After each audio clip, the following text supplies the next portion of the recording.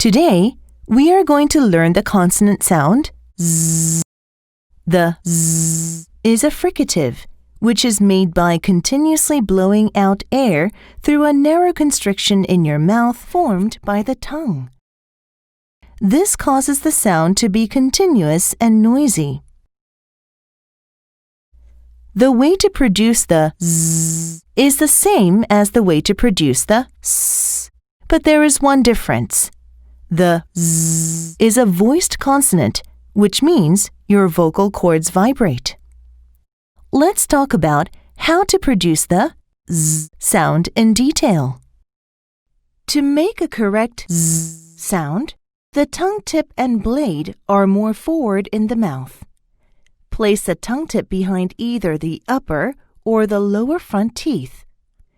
Draw the tongue tip slightly away from the teeth.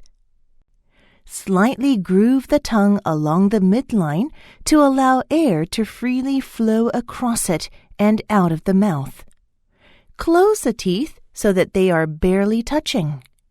Your lips are apart and relaxed in a smile. Blow air out over the center of the tongue as the vocal cords vibrate. Just like this. Z.